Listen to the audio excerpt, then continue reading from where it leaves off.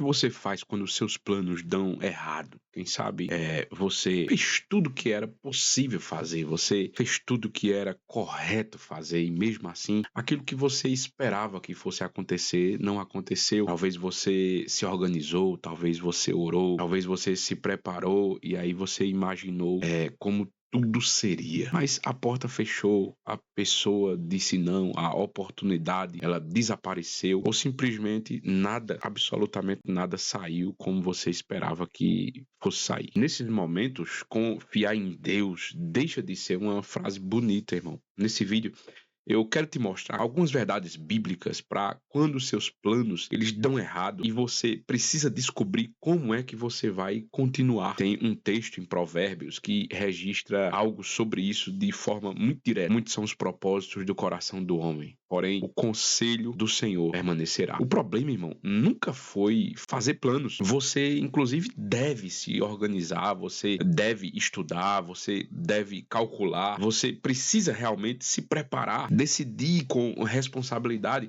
A questão aqui é acreditar que planejamento produz controle absoluto sobre o resultado. Planejar ou planejamento, na verdade, é responsabilidade, isso é correto, mas controle absoluto, irmão, isso é ilusão. Tem uma história muito conhecida que está registrada no Evangelho, depois que Jesus ele ressuscita, né? Aparecem dois discípulos, o nome de um é Cleopas, o outro, a Bíblia não cita o nome, e esses dois discípulos estavam no caminho de Emaús. Eles tinham um plano, eles tinham uma perspectiva de como é que as coisas iriam acontecer, uma ideia de como é que as coisas iriam se sair, mas o tempo passou, Jesus não ressuscitou, pelo menos não que eles soubessem, e até pela forma que Jesus ele morreu, talvez isso decepcionou aqueles dois discípulos, né? Porque eles mesmos vão dizer, a gente pensava que fosse ele que fosse redimir Israel, mas o tempo passou e ele já morreu. Eles tinham um plano, eles tinham uma expectativa construída sobre quem Jesus era, sobre o que Jesus iria fazer, libertar Israel, restaurar o reino, do jeito que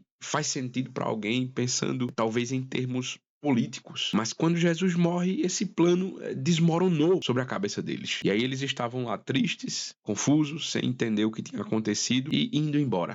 Mas tem um detalhe, irmão. O fato de que o meu plano não funcionou e a minha expectativa ela não se concretizou, não quer dizer que não há um propósito de Deus nisso, ou que não há um plano de Deus em que isso aí falhe. Existe explicação, irmão, que só aparece depois, isso é fato. Às vezes, como aconteceu com eles mesmos, sabe? O problema nunca foi Deus não agir, foi que eles tinham decidido, talvez sem perceber, a gente também às vezes decida como é que a solução ela deveria acontecer, como é que a resposta da parte de Deus deveria vir. É por isso que o próprio Jesus ele abre as escrituras para aqueles dois discípulos e diz assim, olha, convinha que o Cristo padecesse estas coisas e entrasse na sua glória. A morte que parecia o fim, na verdade, fazia parte do plano. Era o próprio plano, na verdade, só que num formato que ninguém tinha imaginado. Às vezes, irmãos, a gente não está frustrado porque Deus ele não fez nada. Às vezes a gente está frustrado exatamente porque ele não fez da maneira que a gente achou que ele deveria fazer. Não aconteceu da forma que eu achei que deveria acontecer. Talvez em algum momento da sua vida você decidiu exatamente como Deus deveria responder, como é que a resposta deveria vir, como é que a situação deveria ser respondida, mas não aconteceu da forma que você planejou e talvez você se frustrou com isso. O interessante é que mais tarde o texto vai dizer a respeito dessa história dos discípulos no caminho de Emaús que somente quando Jesus estava na mesa partindo o pão é que eles realmente perceberam que era Jesus que estavam com eles. A todo momento os olhos deles se abriram e aí eles se perguntaram assim, porventura não ardia em nós o nosso coração quando ele pelo caminho nos falava? Irmão, isso é muito forte, é muito profundo, porque Jesus estava presente durante toda a tristeza. Jesus estava presente durante toda a frustração. Jesus estava presente durante toda a confusão.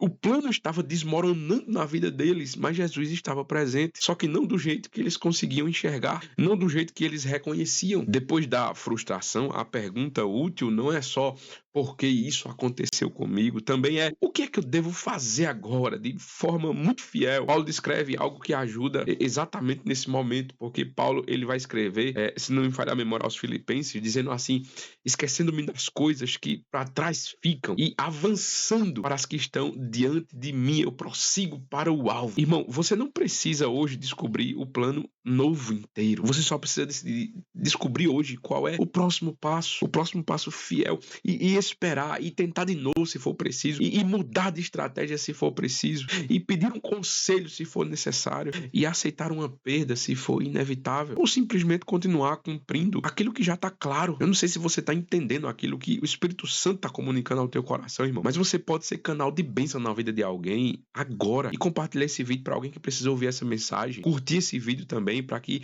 você ajude com que o algoritmo entregue esse vídeo para mais pessoas que precisam ouvir essa palavra hoje, se inscrever se ainda não é inscrito. Então a pergunta que talvez você tenha que se fazer hoje, irmão, é essa: será que o meu plano realmente deu errado mesmo? Ou será que aquilo que eu tinha como concepção se frustrou porque eu esperava algo diferente e aconteceu de uma forma que eu não esperava? Repito, volto a dizer, não é porque não aconteceu da forma que você achou que deveria acontecer que Deus não está no controle do que aconteceu. Mas quando um plano não funciona, aparece talvez outra dúvida. Deus realmente fechou essa porta? Ou, na verdade, eu deveria estar insistindo mais? No vídeo que eu vou deixar aqui, um dos lados aqui, eu vou mostrar a você alguns critérios bíblicos para fazer esse discernimento de forma muito fiel, sem depender apenas da facilidade ou da dificuldade. Clique aqui em um dos lados e continue comigo.